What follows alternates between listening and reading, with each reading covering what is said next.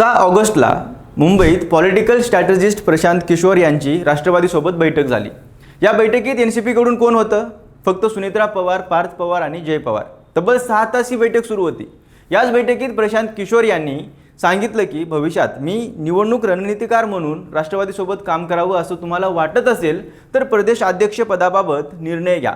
या बैठकीत प्रशांत किशोर यांनी राष्ट्रवादीच्या प्रदेशाध्यक्षाच्या कार्यपद्धतीबाबत जाहीर नाराजी बोलून दाखवली। आता ही बातमी खरी आहे की फक्त गॉसिप हे निर्णय झाल्यावर कळेल, पण तटकरे यांना हटवण्याचा प्रयत्न का होतोय? कारण सुनेत्रा पवारांच्या विरोधात एक गट सक्रिय झालाय। हा गट कोणता? तर तटकरे पटेल यांचा गट। सुनेत्रा पवार वर्सेस तटकरे पटेल यांच्यात काय शीतयुद्ध सुरू आहेत त्याच्याबद्दल बोलूयात आजच्या या व्हिडिओच्या माध्यमातून। नमस्कार, मी अमोल जाधव आणि तुम्ही पाहताय लगाव बत्ती।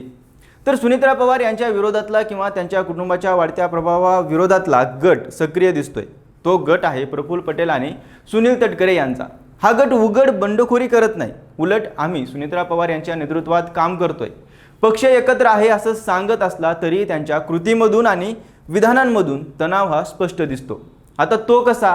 तर तुम्ही लक्षात घ्या, जानेवारीमध्ये अजित पवारांचं निधन झालं आणि अगदी फेब्रुवारी महिन्यात प्रफुल्ल पटेल, सुनील तटकरे आणि काही इतरांनी निवडणूक आयोगाला पत्र पाठवलं। त्यात पक्षाच्या घटनेत बदल करून कार्याध्यक्ष असलेल्या पटेलांकडे अधिक अधिकार देण्याचा उल्लेख होता आणि याची सुनेत्रा पवारांना माहिती नव्हती असं समोर आल्यानंतर या कृतीला पक्ष ताब्यात घेण्याचा प्रयत्न म्हणून रोहित पवार यांच्याकडून आरोप झाले। त्यानंतर जुलै महिन्यात प्रफुल्ल पटेल आणि सुनील तटकरे यांनी मुख्यमंत्री देवेंद्र फडणवीस यांच्याशी रात्री उशिरा बैठका घेतल्या आणि या बैठकांबद्दल पक्षाचं नेतृत्व म्हणजे सुनेत्रा पवार यांना कल्पनाही नव्हती। त्यांनी तटकरे यांना स्पष्टीकरण मागितलं तेव्हा तटकरेंनी ती बैठक फक्त त्यांच्या मतदारसंघाच्या कामाबद्दल होती आणि ती राजकीय नव्हती असं सांगून टाळलं। पण यामुळं पवार कुटुंबाला अंधारात ठेवून थेट मुख्यमंत्र्यांशी संवाद साधला जातोय असा मेसेज जातोय तो गेलाच।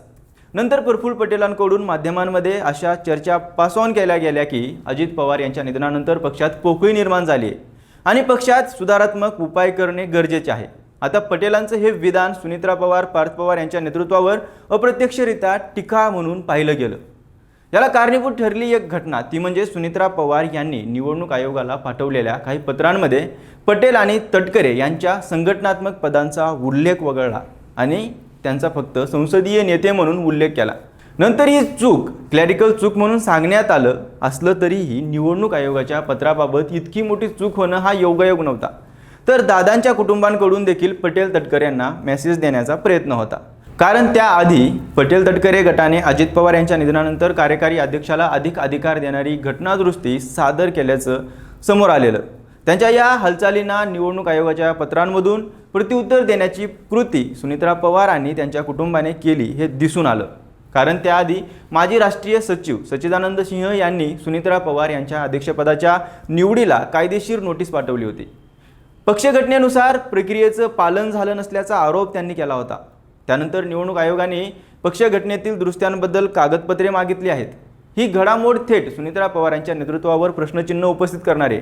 मध्यंतरी सुनेत्रा पवार यांचा दिल्ली दौरा झाला, त्यात तटकरे आणि पटेल त्यांच्या सोबत नव्हते। अशा घडामोडीमधून राष्ट्रवादी अजित पवार गटातील असंतोष वारंवार दिसून आला।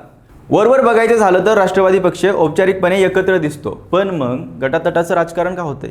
या गटाची नाराजी कशावरून समोर येते? त्याला कारण आहेत स्वतः सुनेत्रा पवार आणि त्यांचं कुटुंब। अजित पवार यांच्या निधनानंतर नेतृत्वाची पोकळी निर्माण झाली आणि ती अजूनही पूर्णपणे भरलेली नाही, कारण आता नेतृत्व ज्यांच्या हाती आहे ते म्हणजेच पवार कुटुंब पक्षावर नियंत्रण आणण्याच्या हालचाली करतायत। जय पवार यांनाही पक्षात पदे मिळत आहेत, तर पक्षात धोरणात्मक निर्णयांमध्ये पार्थ पवार यांचा वाढता हस्तक्षेप आणि प्रभाव पाहता त्यांना पक्षातील फायनल ऑथॉरिटी मानलं जातंय। यामुळे प्रफुल्ल पटेल जे राष्ट्रीय कार्यकारी अध्यक्ष आहेत आणि सुनील तटकरे जे महाराष्ट्र प्रदेश अध्यक्ष आहेत त्यांच्यासारखे जुने नेते बाजूला पडत आहेत, तर जुने पदाधिकारी अस्वस्थ होत असल्याची चर्चा होते। त्यात पक्षात जुने नेते दावेदार असतानाही पार्थ पवार यांना केंद्रीय मंत्रिमंडळात संधी मिळावी याच्या हालचाली सुरू आहेत। म्हणून आज पटेल तटकरे गट विरुद्ध सुनेत्रा पवार कुटुंब असे गट पडले आहेत आणि पटेल तटकरे गट हा उघडपणे समोर न येता पडद्यामागे राहून सक्रिय असू शकतात। ते महायुतीत राहून आणि पक्षात राहून प्रभाव टिकवण्याचा प्रयत्न करत आहेत अशी राजकीय वर्तुळात कुजबूज सुरू आहे।